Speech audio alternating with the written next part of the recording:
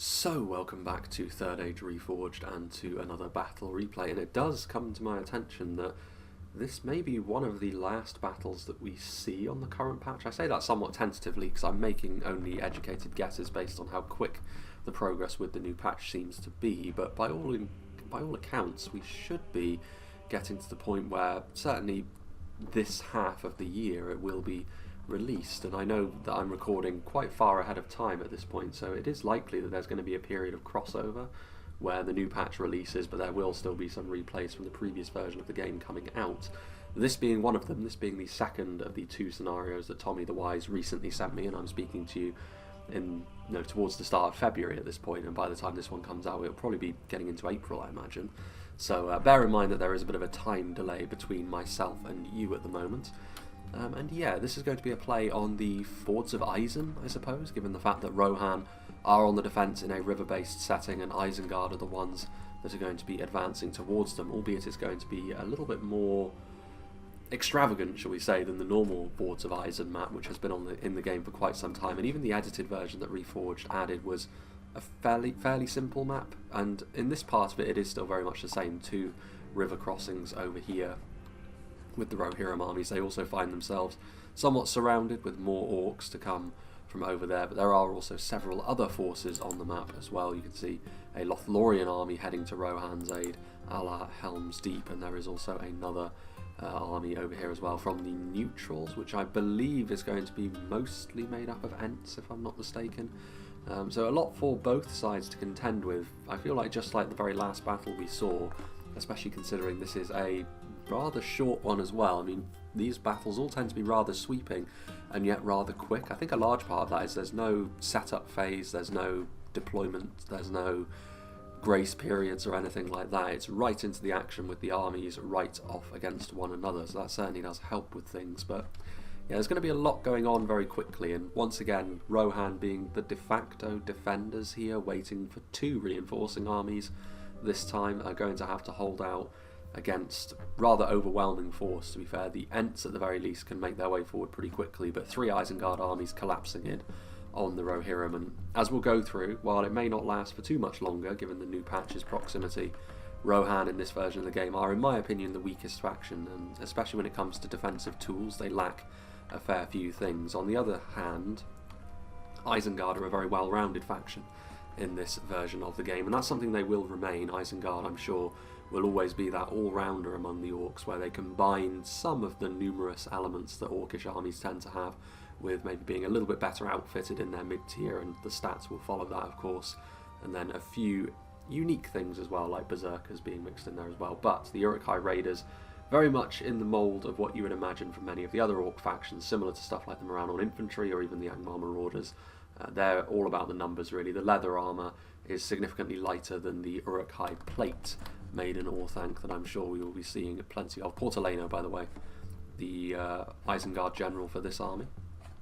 Then we have some Uruk-hai reavers over here as well. Armour piercing is probably not going to be as useful as it would normally be for Isengard against many other forces. It won't go completely to waste, of course. Rohan still do have a certain reliance on their armour, as do Lothlorien, but it's not going to be the be-all and end-all as it would be against other factions like the Arnorian kingdoms or Gondor, for example, where armour piercing can really be a very good force multiplier for you, and they are, of course, also vulnerable to missile fire, and there's going to be no avoiding that, really. Isengard, much in the same way as Tommy's other scenarios that we've seen, Isengard do need to hurry up, because as soon as those reinforcements do arrive, all of a sudden the tables will turn, and Rohan and their allies will hold a bit of an edge over them unless Isengard can make quick progress against the Rohirrim lines. Uruk-hai archers, Isengard under normal circumstances will find themselves outperformed at long range, I would suggest. That may not be the case here though. Rohan do have some better skirmishing archers than Isengard, but as I've already mentioned, this is going to be fast and frenetic once more, so the archers are going to be a little bit more incidental than they would be under normal circumstances, but still any sort of support is going to be appreciated, I'm sure, and archer fire is going to be better against Rohan than many of the other Western kingdoms. More Uruk-hai raiders on the front line. Indeed, there's plenty of Uruk-hai raiders with Phila's army as well, sort of blended in with Portalenos, another unit of Uruk-hai raiders. At the centre of the army, we have the very best of the Dunlanders that Isengard have in their repertoire. The Guards of Orthanc, a very defensive unit. Rohan do have the armour piercing to be a bit of a problem for the Guards of Orthanc, as do Lothlorien, of course, but they're still a very, very good unit of defensive bodyguard spears. And it does follow along with that theme that Isengard do have of being very competent when it comes to their armour. We'll see how Rohan's armour-piercing forces manage to get on with that. Crossbows, even in a faster battle like this, may very well end up being a very key unit indeed, both when they want to punch through the Rohan lines initially, and eventually they're going to have to turn around and try and meet the challenge of Lothlorien, even with the ambush that awaits for the elves, as we will get onto in a moment. But yeah, quick damage, stopping power from crossbows as well. We have a full line as well of the Uruk-hai infantry, the big brother to the Uruk-hai raiders that we've already seen, and of course you can see the armour is what really sets them apart. They are going to be substantially tankier, and they will be able to beat most of the regular Rohan units fairly comfortably. There are some of the mainline Rohan units which will be a little bit tougher for them. The Westmark infantry, for example, you'd still back the Uruk-hai infantry in that fight, but it's not quite so cut and dry. And then the armour piercing also muddies the waters again, but they're a very dependable unit on the attack like this, capable of taking a beating whether in melee or at range, and also capable of dishing out a bit of punishment as well with those scimitars of theirs. Pikes, as you would imagine, Isengard's pikes are going to be useful here, whether they get bogged down in a choke point fight for any length of time or whether there's cavalry afoot. Rohan don't have any pole arms of their own. Lothloriens are very, very limited. The one problem they may have is a force of Ents, which crash down upon them. Pikes don't tend to do too well in that kind of situation, but we'll see. The Uruk-hai pikemen also, armour is decent on these guys as well.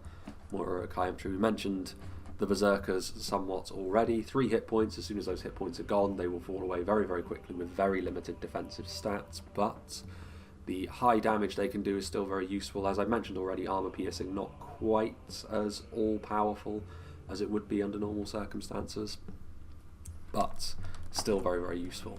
And Rohan may struggle against the sheer aggression that Berserkers can engender in a force. More Uruk-hai Berserkers, more Uruk-hai infantry. I imagine it's going to be very similar for Phila's army over here as well. Once again, we have more Uruk-hai Berserkers. We have some Uruk-hai pikemen at the back once more. Berserkers on the hill over there. Big map this, isn't it? That leads out to the sea. I think the Fords of ISEN would do that, but still. Uruk-hai infantry once again. Lert's hunting pack is an interesting choice for a general unit. Body piercing projectiles, rangers again, can do damage very, very quickly, as we know. And they're also pretty damn good in melee as well, at least in comparison to many of the other rangers that the game has to offer. But we'll see, again, with a battle as quick as this, Isengard are going to have to move fast and be decisive. Uruk-hai crossbows, more archers, more raiders, and again, fairly open crossing for them. Reavers and infantry. Then, actually, before we go on to that, we will go on to the Isengard force, which is on the other side over here. So no river crossing for them, slightly wider area, but Rohan also have some slightly better terrain for... Okay, so the rider is here, and he has got some Uruk-hai infantry as well on the front line. 2 units of them, once again Uruk-hai crossbows, which are a danger. Also perhaps one of the better tools that Isengard have for dealing with a bunch of angry Ents. But again, we'll have to wait and see on that, because the Ents could very well prove to be something that Isengard simply cannot deal with. Looks like a slightly more elite force, at least from first glance over here, which is probably for the best given the amount of Ents that are coming their way, so they don't have to rely so much on stuff like Reavers and Raiders. Instead they have more Uruk-hai infantry. As I've mentioned already though, the pikes, while their presence I'm sure is welcomed by Isengard, more pikes on the field, they're not going to be quite so effective when it comes to dealing with Ents, as I've already mentioned. They'll be able to disrupt those formations and do a lot of damage very quickly. More pikemen and infantry of varying sorts, more berserkers as well. Yeah, this is a very elite army, and I suppose that is to counteract what is to come. Trolls of the White Hand. Interesting to see if they go full on into the attack on the Rohirrim in front of them, or whether they turn around to try and meet the Titans that are going to be nibbling at their heels. But yes, Trolls of the White Hand. We also have the Nazkai, as we've seen a couple of units of them as well, which is a very strong unit to have 2 of. But they will need it. They are also ideally placed to be Ent killers, in all fairness. So it is something that they will be reliant upon. Ents can also be a little bit vulnerable to cavalry charges. Champions of the White Hand are a little bit better at being involved in sustained melee with other cavalry units, but still, we'll see. They still have a decent enough charge. And also some alerts hunting pack once more. And finally, the army, which is hidden mostly in amongst the trees by the looks of things. It's actually going to be a Dunlnd army under the command of Herr Tumihai. So Dunlnd trying to slow up Lothlorien. Dunlnd hunters already starting to fire on the Lothlorien column. So again, not archers that aren't really up to standard in comparison to Lothlorien, but the element of surprise can be a significant advantage. Blackwolds will, for as long as their hit point holds up, will be able to go toe-to-toe with the elves, but as soon as that's gone, their lack of melee defense and the elves' very high offense is going to be a bit of a problem for them, but it's better than most of the rest of what Dunlnd have to offer. Dunlanding Berserkers, like I've mentioned, armor piercing, not entirely to waste against Lothlorien, but the lower melee defense can prove to be a real issue when it comes to trying to go toe-to-toe with them. More Blackwolds, we have a unit of the fearsome Spears of Orthanc up here on the high ground, so the sort of unit which can cause Lothlorien pause, both with their very damaging crossbow bolts and also in melee. They're a far tougher nut to crack than most of the rest of the Dunlnd roster, of course. In the upcoming new patch, Dunlnd will be a faction in their own right, rather than just the leavings and cobbling together of units from other factions. Dunman Hunters here as well, 203 of them. Scooting over to the other side, there's not too much that we can see as of right now. A lot of Dunman Hunters, so as soon as Lothlorien scatter into the woods to hunt them down, I don't know if they're necessarily going to do all that well. Blackwolds, and then there's a couple more units further forward, fairly sporadically placed as well. We have some more Dunman Hunters, and that's about it by the looks of things. So, we'll get on to the relief forces for the initial defenders anyway. Diego Rio Ramos here playing as Lothlorien, so we have the Loran Spearman, capable of withstanding some good damage from range, which they're going to have to with the initial showering of lower-end projectiles the Dunman Hunters are going to subject them to. I do think Lothlorien will eventually arrive to the Isengard forces on the river. Dunlnd are really just here as a delaying measure, and if they can be successful in that, then Rohan may struggle, but if Lorien simply brush them aside and start attacking Isengard from the rear, it's going to be a bit of a problem for them, you would suggest. Several units of these higher-end spearmen as well, so certainly in melee, Lothlorien have a notable advantage already.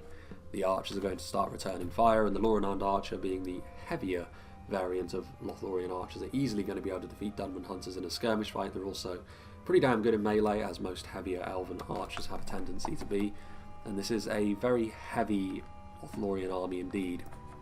So not really any of the cloak and dagger that you can see with some of the Sylvan Elf factions. Loranand Axemen will be really good against the Dunlanders, actually, with that higher damage they do. The more heavily armoured Isengard units will withstand them a little bit better though, albeit it will still be a very hard fight for them to come out on top of. Several units of them, a couple more units of the Loranand archers already returning fire. You can see the armour piercing, which will be more useful admittedly against Isengard if they can get there. One of the targets that Dunlnd may want to try and focus down if they have the luxury of doing so. That's a lot of armour piercing that Lothlorien have at their disposal. Once again, I would say the de facto defenders probably have a bit of an edge here, purely because of the quality of their armies. It was a little bit different last time in a 5v3, but this time with a 4v4, also Loranand mounted company to sweep through the trees, and there's going to be exposed archers as well, so good cavalry use is going to make the red team's job much harder. But again, it could be that they take too long getting there. Isengard do hold the advantage in the fight on the river, after all. The reinforcements are key, as always. TS Niehoff playing as the neutrals. We can see one unit of the Ents, and the rest are still very much hidden, so they're all around here. So just imagine these trees are all going to get up and start running towards the enemy. That Isengard army they have to contend with is potentially really deadly, unless they decide, of course, to circumvent that situation and decide to go for Isengard on this side along with Lothlorien. It may allow Rohan to focus more of their defence against the higher quality Isengard force, but that is a double-edged sword if they cannot hold the river and Isengard wash over them. So once again, we'll see the lay of the land pretty quickly here. Tommy himself playing as one of the two Rohan armies with the Helmingus over here. They will out-skirmish the Isengard archers, though not the crossbows, as we know. The Westmark units for their class, actually, are pretty good, especially when it comes to melee. They lack a bit of the armour and the dependability of some of the other Western Kingdoms units of this cost and type. But they do actually do better when it comes to pure melee combat than most of those, because they do have slightly higher melee defense values. And the Westmark Spearmen will hold the line quite resolutely against anything other, really, than the upper end Isengard, Uruk-hai infantry and pikes, and units on upwards from that. Helmengas, all dotted around these higher bits of terrain, more Westmark Spearmen. Already briefly mentioned the Westmark infantry, pretty much the closest thing Rohan has to the Uruk-hai infantry. As I said, they don't have armour which is as good as the Uruk-hai, and that is a bit of a difference maker. It does mean the Isengard Uruk-hai infantry tend to outlast them in a melee fight, and also they're a little bit more useful all round. But the Westmark infantry in pure melee terms is still pretty good, and they should do quite nicely against the entry-level Isengard units that they will have to contend with. This is really the saving grace of Rohan as a faction in this version of the game. The Shield Maidens, they do end up doing a lot of damage with those throwing axes. It's a very effective type of unit in this version of the game, and it is also one of their best, if not their only, really reliable way of dealing with phalanx units. So the Uruk-hai pikemen will be in danger from them. Westmark Spearmen over here, more Westmark infantry. This is also a dangerous unit for Isengard to contend with. Big armour-piercing values on the Westmark Marshals. Very nice unit of axemen, several units of them as well. Medicel Guard with their javelins, and a catapult, of course, the artillery, the sort of thing which is going to have to make use of itself very, very quickly based on the limited time that it has. Yes, the King's Retinue itself, the Sons of Your Lance Knights, can be extremely devastating, though in a quick, fast and furious match like this, where Isengard, of course, have got plenty of anti-cavalry at their disposal. We'll have to see. This is going to be interesting, to say the least. Westmark infantry, we've already mentioned. More Shield Maidens, more Westmarks, more Westmark Marshals as well. More artillery from Zelhane, the other Rohirrim general here, trying to hold his ground. We have more Westmarks and pretty much an entirely Westmark army, which is a rare enough thing. If you're having to pick your own Rohan army, you'd go into the red limit long ago, having seen all of these Westmark units. You'd have to make do with other lower end units, which are more numerous but are also pretty poor in terms of what they bring to the table. More Shield Maidens, Westmarks, Medicel Guard, a couple of units of Helmengas, and finally, over here in what is basically the final stand, a little bit of an area they can retreat to, Westmarks, Helmengas, we already mentioned the catapult, and also a unit of the Helm's Hammers with those shields and the armour-piercing attacks in melee. So, this is going to be a battle where we may even have to go down to 0.3 speed if things get really chaotic, which I fully expect it to do, but I think we'll go over with the initial volleys between Dunlnd and Lothlorien to start with. So without further ado, let's get this show on the road, shall we? So I think we will start off at half speed, but we may very well need to get into even slower forms of motion in this battle because of how disparate things already are. Now, this part of the battlefield, like I said, this is more of a race than anything else, because it's almost certain here that Lothlorien will manage to sweep the Dunlnd ambush aside, and of course when the Ents arrive as well, Isengard will have a lot more quality and damage coming their way. But if they can overwhelm Rohan first and occupy the rather defensive position that Rohan have near the river before the elves and the Ents arrive, then things could very well get a little bit more dicey for the forces of the de facto defenders today. Dunlnding Berserkers as well. Again, the armour piercing on the Dunlnding Berserkers won't go entirely to waste, but you can tell just from looking at them that in terms of quality, we're looking at very different levels here between the two forces that are battling on the road initially, at the very least.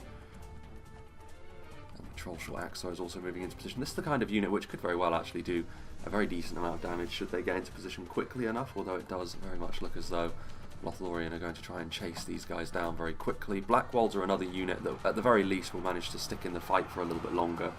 And against spears, we'll be able to do a decent amount of damage, I think, pretty quickly. Making our way over here as well. It also rather depends on just how much of, or how many infantry units Dunlnd have in reserve, I suspect, as the Dunlnding Berserkers, soon to be part of a revamped Dunlnd, of course. Dunlending's taking hits as well. Blackwolds getting in there, Dunlnding Berserkers. So the column getting hit in several places. And one thing that is quite difficult to measure as well is going to be the level of damage coming from the missiles from the tree line, which is going to be the main source of damage, I would suggest, towards the elves, especially from the crossbow wielding Dunlnd units, which are very, very deadly, and the axe throwers, of course, and actually doing a lot of damage very quickly to the Lothlorien warriors there as a result of those throwing axes. Dunlending clansmen, of course, going to be a little bit more fragile to this sort of thing. Meanwhile, the Helmingas firing away as Isengard attempts to rapidly cross the river, and like I said, this sort of heavy aggression is definitely the right way for Isengard to be going about things, in a very similar way to the beach defence that Numenor mounted against Mordor. While Numenor were able to do an awful lot of damage actually in that situation, and it ended up really paying dividends for the defenders on that occasion, being hyper-aggressive here is still going to be the way forward, I would suggest. There are many gaps, and also you have to remember that Numenor are going to be more adept on the defence with their infantry than Rohan are going to be. But the Westmark Spearman, you can see this guy he's struggling a little bit. That's one way to panic, I suppose. Shield Maidens still waiting their or biding their time. Not going to use their throwing axes on Uruk-hai archers, but it will allow the archers to get into a good position, I suspect, with the Helmingas still here. And then there's also the small matter of the Sons of Eorl. Lances down. Isengard, of course, well known for their abilities with anti-cavalry measures, as you would suspect, from an army almost tailor-made to fight the Rohirrim, initially anyway. But when they're focused on an infantry line, and Uruk-hai raiders are going to be fairly soft and squishy, the Westmark Spearmen, for now we'll be able to keep things nice and tight. Uruk-hai raiders will take the charge as well. Tough for them to deal with. Big amount of damage there, and morale is one of those things. Isengard's morale is good among the Orc factions, certainly, but it's still not super high. Certainly not to the extent where they can weather withering cavalry charges like that. Uruk-hai Reavers charging onto the front line as well. Again, the Westmarks do have some good armour, but the Reavers are going to need a little bit more backup from a more solid unit of infantry if they are to have the effect they want. Meanwhile, this Isengard army, as we already mentioned, is individually at the very least the strongest of the bunch. They have to do it on their own back here, though, against the Rohirrim line, but they also have maybe a little bit more of a fire lit under them, because the most obvious path for the Entish reinforcements to take would be to attack them from the rear, whereas Lothlorien can try and join Rohan from the other side. That would be, I think, the way that the defenders will be looking to coordinate things here. Helmingas still waiting, so for the time being choosing to be a little bit more conservative with their ammunition, which is interesting given how this battle could go.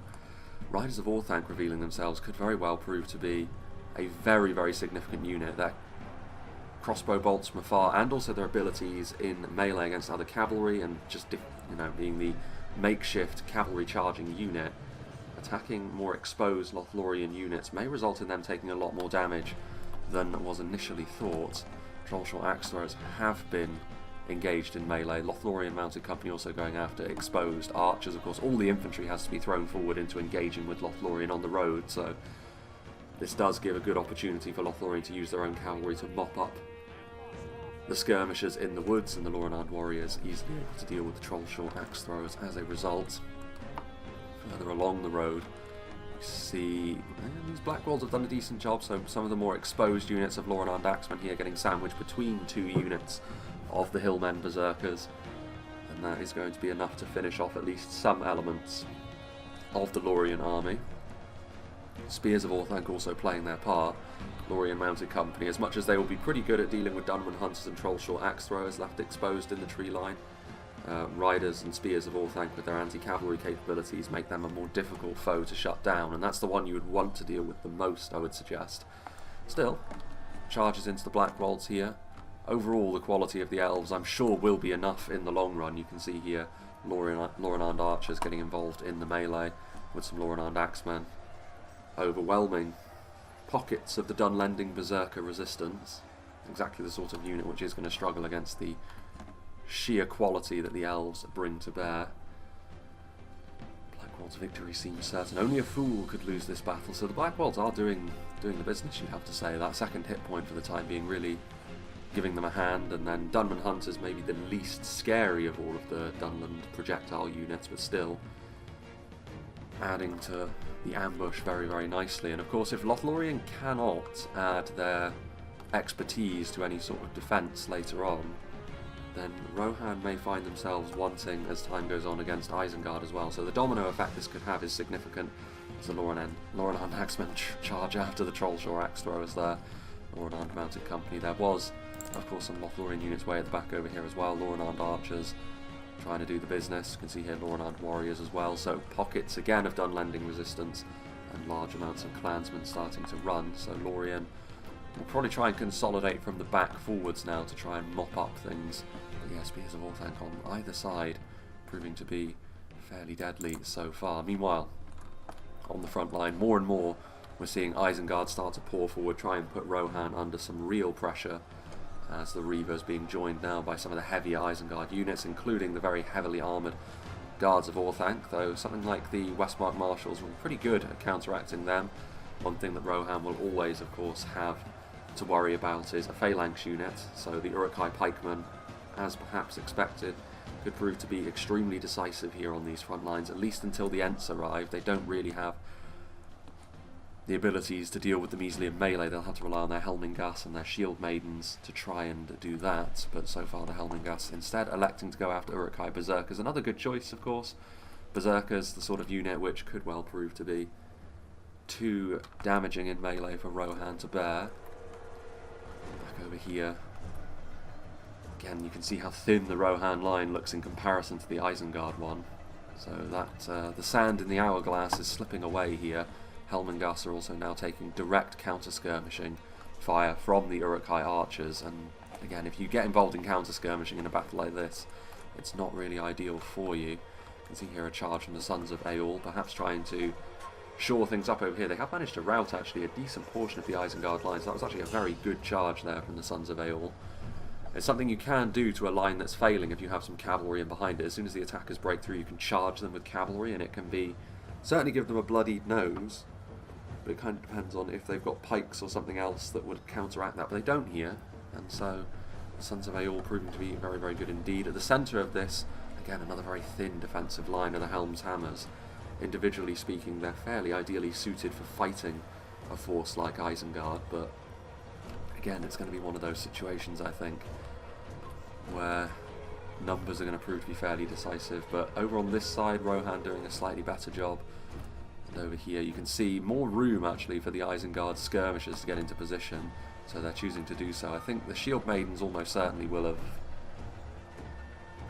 thrown their projectiles, but there's still a lot of pikes on the front line over here. So Rohan for now are holding, but we're still, again, relatively early on in the fight. So that's worth bearing in mind as the fight continues. Meanwhile, trying to use, again, the throwing axes and the flaming shot from both sides, and another unit of Sons of Eorl as well. The Rohan front line is again struggling a little bit. As you would expect, Rohan's front line, while it does have units of decent quality in the Westmarks, part of their problem in this version of the game has always been their ability to really dig in. They don't really have the... I mean, you wouldn't expect Rohan to necessarily be the best at doing that anyway, but they can't do it at all without the support of a phalanx unit as it is. Also without the presence of a ranger unit, they can't use that as a crutch either in the way that Mirkwood can, who also lack a phalanx. But positioning as it is, flaming shots, catapult fire, and you can see here that they are also starting to rout en masse. So that's going to be a concern maybe for Isengard, and it is the way that Rohan will have to approach things here. If it comes down to a sheer grind in melee, you know who's going to come out on top there. A little bit further back, the Trolls of the White Hand doing the business initially, but with all the armour piercing in this section of the line now, they probably need to retreat, otherwise they're simply going to be overrun by the amount of armour piercing damage coming their way. You can see as well that all the Ents have now activated themselves. This is a lot of power coming Isengard's way as well, so things are looking a little bit rosier for the defenders now. Granted, the battle is very fierce, but initially with Dunlnd managing to inflict some blows on Lothlorien and Isengard managing to threaten more territorial gains against Rohan from the Riverwood side of their defence, you could argue that the attackers maybe started with a little bit more of the momentum in their favour, but I'm not so sure that's the case now. Loran Spearmen being overwhelmed, Riders of Orthanc still buzzing around. You have to say, really, that Lothlorien, they are doing, well, they have managed to mop up several elements of the Dunlnd force, but it's looking like more and more of a Pyrrhic victory for the elves over here than anything else, which is interesting. Blackwolds in their way once again. I mean, you have to say that as the battle goes on against the elves, the Blackwolds will become less and less effective. Axe to axe. A lot of units that Lorien have left are actually the Lorien warriors, so more of an attacking unit, able to burn through what's left of the defence a little bit more readily. The Riders of Orthanc actually did get caught there by the Lorien spearmen. They will manage to slip away once more. Let's see what's going on over here then. What are Isengard able to achieve still? The situation for them becomes more and more desperate, you would say, even though they are making progress over here, Isengard. The arrival of those Ents, and they are actually splitting off into two sections to try and reinforce Rohan from two angles, which is fair enough. Yeah, this line here has fallen away. Decent hits there, though, from the catapult. Just trying to do as much damage to Isengard as quickly as they can now, so that they can try and still do the business when the Ents arrive. Berserkers, bloodied after being hit by those arrows, but so far the hit points enough to keep them alive, and they will shut down that catapult. So, based on how long the battle was, they were never going to use all the catapult ammunition. But still, so far the Sons of Eorl have also been used really, really nicely. Bit of a clumsy charge, this one, but the fact of the matter is they are managing to get in behind Isengard lines and hit soft targets, much like how Lothlorien were able to get into the tree line against Dunlnd further along the road. And then Uruk-hai pikemen, defeat seems certain for them, surrounded as they are by axemen and infantry, better units in close quarters. So some of the front lines Rohan are actually having some decent success on. You'd have to say the domino effect will probably start to take place once reinforcements from other areas start to come into play. Very, very similar in all the ways that you would expect to the Numenor beach assault, where Numenor did a very good job. They were always initially doomed, but it was always the late game benefits they would feel that they were after. But you can see here that actually Isengard have managed to kick things into high gear now, even with the catapult shots, even with the throwing axes and the fire arrows.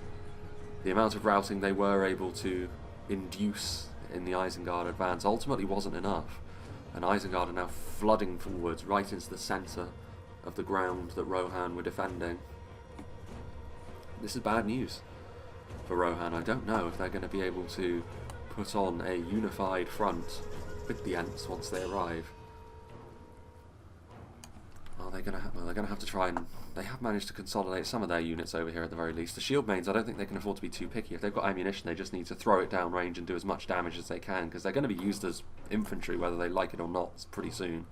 A couple of units of Medicel Guard. I like this actually, the fact that they are retreating as many of their units as they can safely remove from the front line now up onto the high ground over here, the best location for a stand that they have. And the Sons of Eorl, as long as they don't get boxed in, should still be used fairly well in an aggressive sense. Still a lot of these Rohan units over here as well. A little bit of chaos for the time being, but if Isengard can turn it into controlled chaos on their part, it often favours orcish attacking armies. See up here, shield mains left to their own devices against an Uruk-hai horde, so things are probably not going to end too well for them. The Ents as they cross the river, meanwhile. You can see here the Riders of Orthanc are still very healthy, which is a sign of how strong they actually are, and it may actually be enough to give Dunlnd the win on the road over here. Maybe another sign of how utterly disappointing single HP cavalry is, that it's never really an option to try and go after them with your own cav, because they're just going to get slaughtered. Lorien archers trying to fire at them, but yeah, it looks like Lothlorien's reinforcements will never arrive. Again, another good sign for the attackers. Keep referring to them as that, but it's maybe not quite so simple, given how multifaceted this battle is. But yeah, this battle, in spite of the fact that we're technically not even 5,000 frames through yet, it has twisted and turned in favour of both sides fairly readily, which probably wouldn't have been perceptible, or perceivable, I should say, if we hadn't been operating at half speed this whole time. Guards of Orthanc Trying to run the Rohirrim units through. Further down here, Uruk-hai infantry on the way back. Sons of Eorl still causing problems, going after the low-hanging fruit, most certainly, but trying to kill off as many numbers as they can is going to be vital. The Ents are arriving now, crossing the river as they are. Isengard have turned around with several units, and actually have turned around with exactly the right units, other than the archers, but Uruk-hai Berserkers and Uruk-hai Reavers, exactly the kind of units you want to be going after the Ents, especially a fresher unit of Berserkers like this. Exactly the sort of thing. The Ents need to be going after all of the non-AP infantry units to start with. If Rohan have got any axe throwers or javelins left, they can be utilised against something like the Berserkers later on, but it's a lot of power, but the Ents are also, it's very well documented what the weaknesses of these kinds of units are. Ooh, this is a risky move, but I mean the pikemen are not braced for it.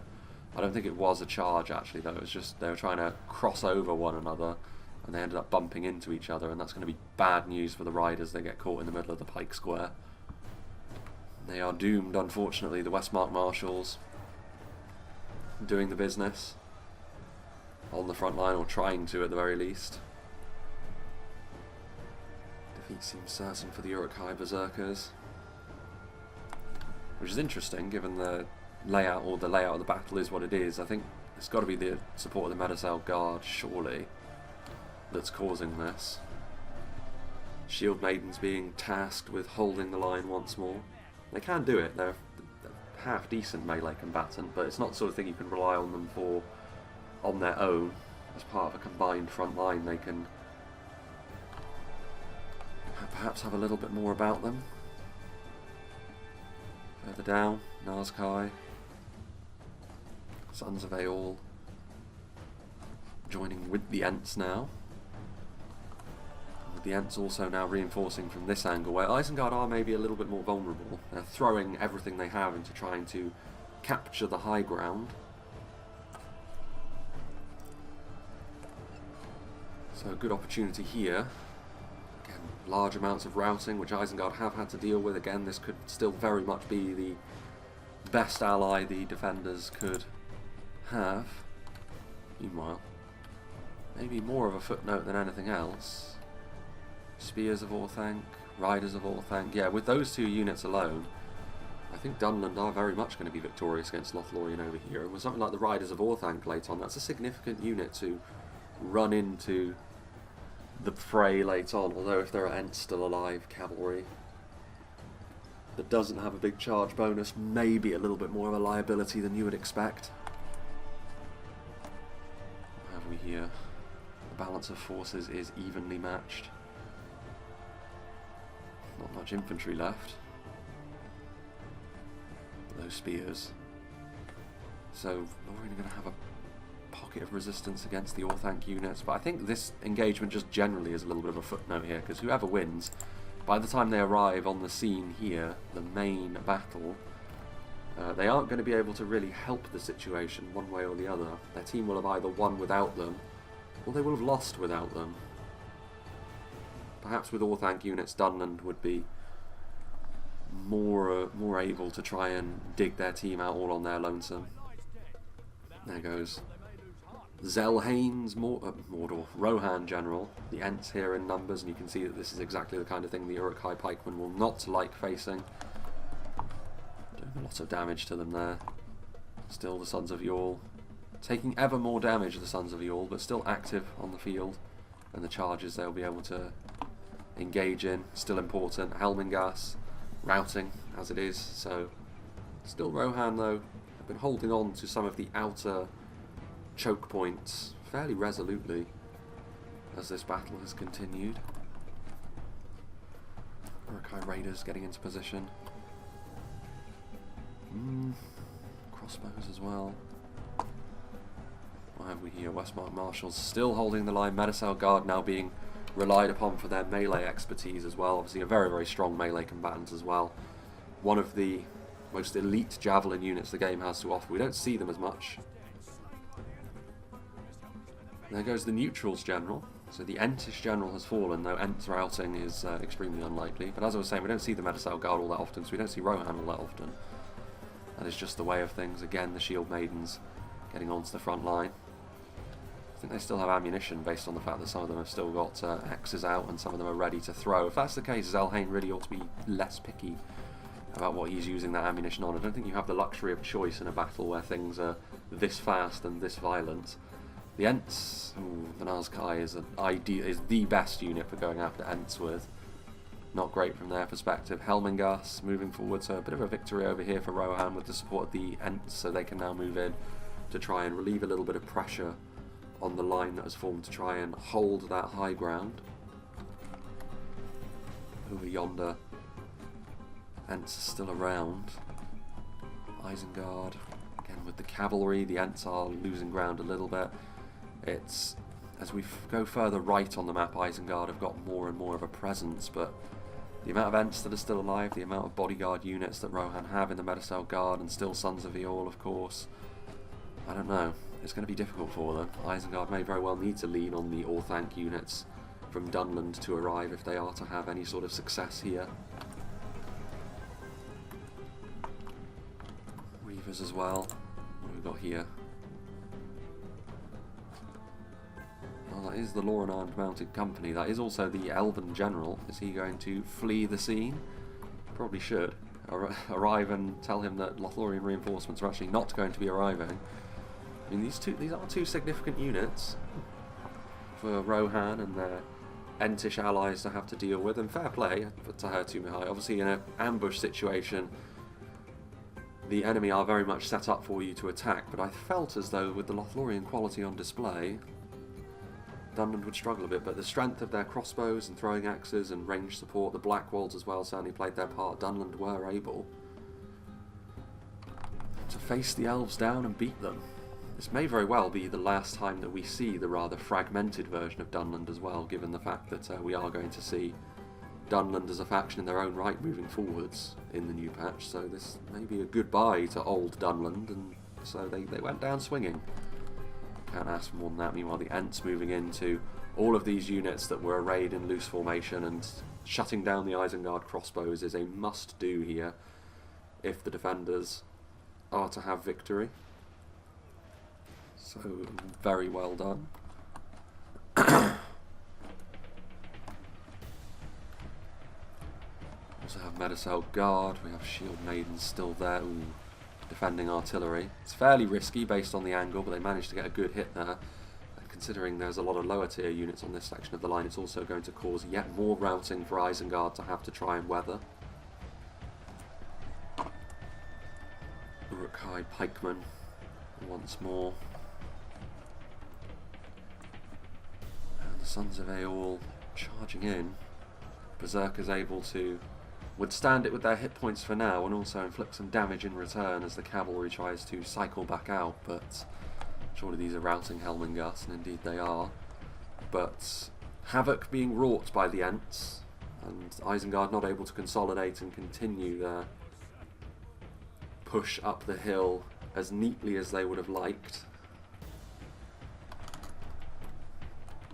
More Westmark Marshals as well, so the fact that the defenders are going to be able to wrap back ground and reinforce their units from the rear. Only 6 Helm's Hammers, but again, like I said, significant. Surrounding units is also something else which is going to inflict some malices on that Isengard morale, which we've been speaking about throughout the battle as a whole. Although those clear projectiles, the Lurtz hunting pack starting to impose themselves, and it's rare that the attackers are the only ones that have access to the rangers, of course. This is going to be another one of the battles as we move towards the next patch. One of the last times we see the body-piercing projectiles on rangers. Something else to consider. Medicel Guard. Very, very dangerous in melee, of course. Uruk-hai crossbows trying to get in behind the line. Surely these Helmingas need to be utilised for something here. In fact, they still have ammunition as well. I do think that you have to bear in mind, it's half speed, it's a battle where micro can easily be lost, but I am surprised these Helmingas weren't put into a slightly better position to help defend the front line earlier. They may be a very rank and file kind of archer in terms of damage, but as we have seen time and time again, ranged prowess is one of the main ways in which the defenders have to conduct themselves on the field.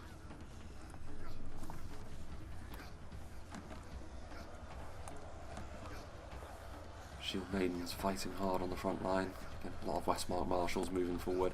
The Ents are still very much alive over here as well. I'm sure that a couple of them have fallen. But not all that many, and it's because they're going after primarily Uruk-hai crossbowmen in melee, the sort of thing which isn't going to be able to land too many decisive hits going the other way. At any rate. Further over here, catapults in position. Oof. Haldia cut down by Trollshore axe throwers. That is unfortunate. So Lothlorien utterly vanquished, Dunlnd arriving, and all of the units that we're trying to block off on the riverside here, Portaleno going to be moving forwards.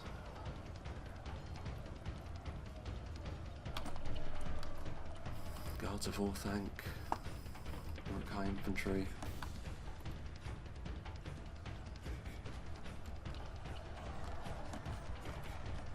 These Ents as well, really carrying their momentum forward. I mean, if the Dunlnders and that clutch of Isengard units can make their way forwards quickly, maybe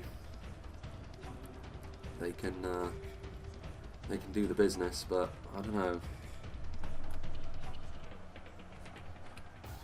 The Ents continuing to do a lot of damage here. Shield Maidens as well.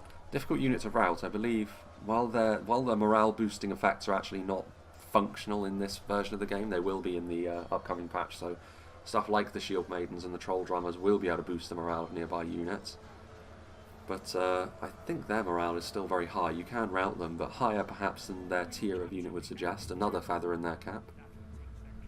Another Isengard General falls. Morale looking a little bit suspect here for Filler's army. And the Ents, a continuing thorn in Isengard's side.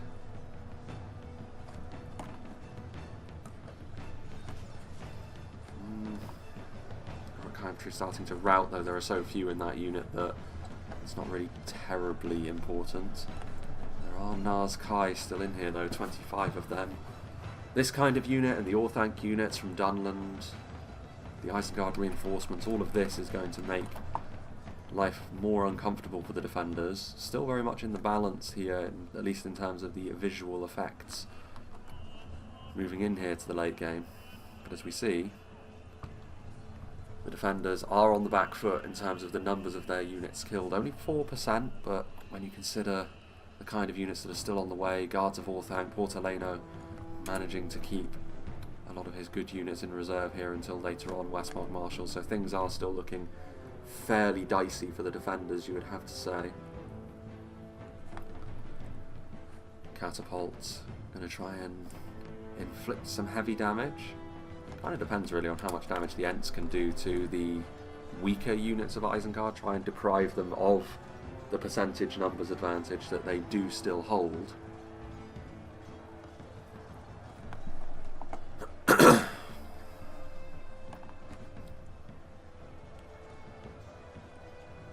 Pikemen moving on.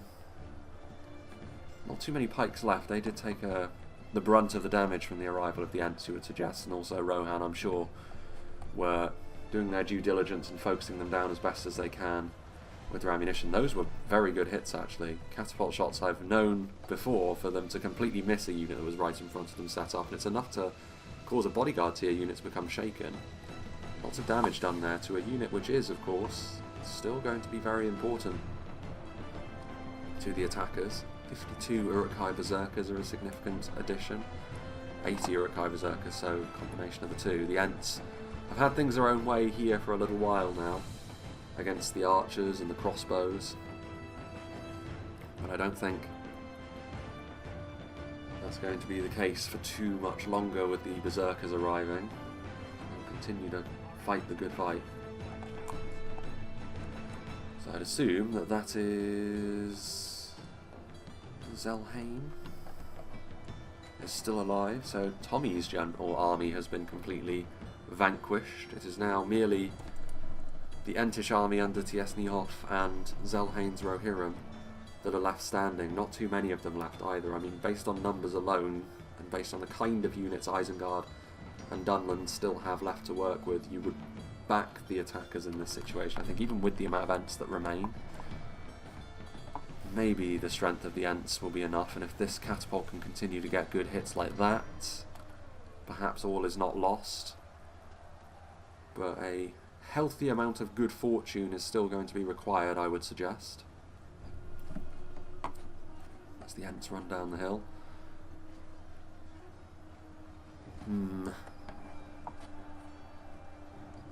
Helmingast getting involved in melee. I mean, it is kind of similar to stuff like the Bardian Marksman. They are intended to double as a makeshift line infantry unit, though the game in terms of its meta is not terribly kind to this unit in terms of its melee abilities anyway. They're always very good in a skirmish fight, this kind of unit, but when it comes to mucking in melee, they maybe underperform a little bit, though the Helmingast, I think, in terms of their expense are a little bit less, so you could say that they're about right. They're going to try and do their best, but Lert's hunting pack will be able to do the business on them. 51 of them still as well. This level of presence from bodyguard units is still a real concern. Riders of Orthanc being given a tougher time of it by the Sons of Eorl than they ever were against the Lothlorien mounted company. But they will still very much fancy their chances against a depleted unit of Sons of Eorl, especially if they have a few crossbow bolts left to utilise. Victory seems certain for those Uruk-hai Berserkers.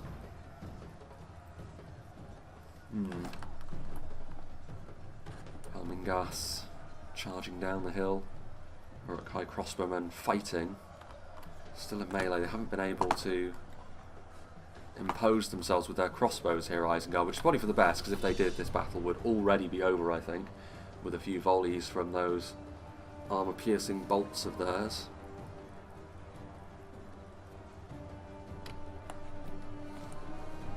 The Uruk-hai Berserkers manoeuvre themselves into position. And then Uruk-hai Berserkers also charging up the hill once more.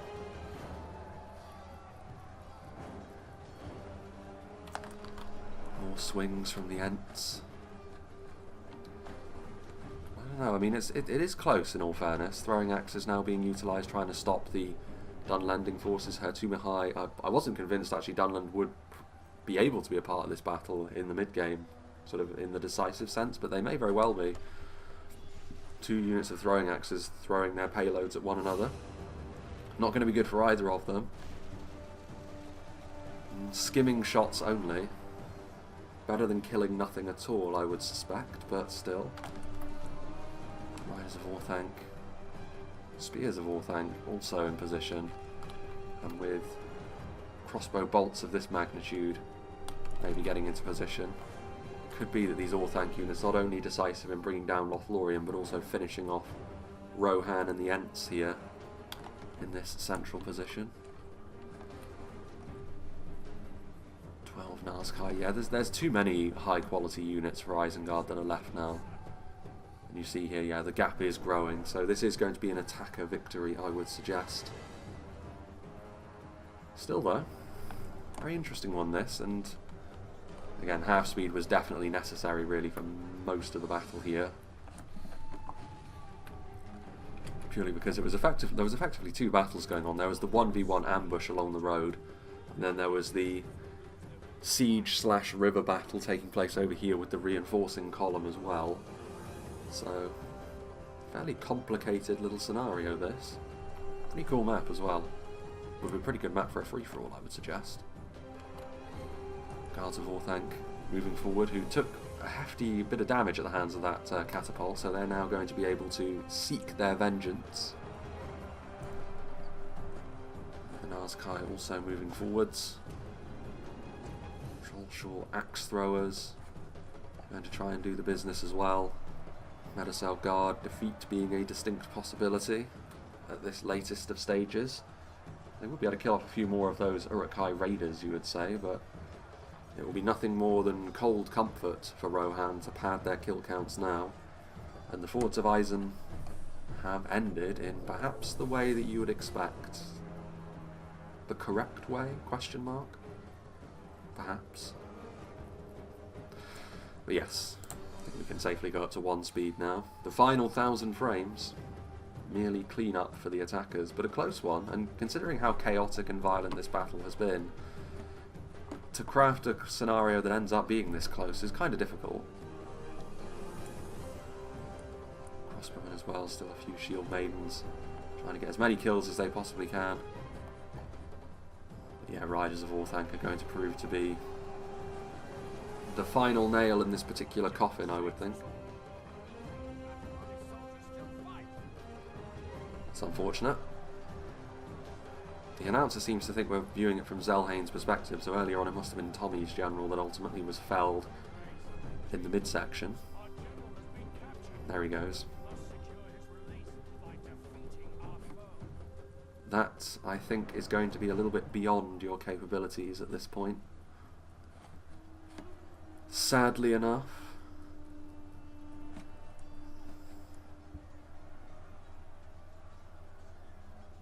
Victory seems certain.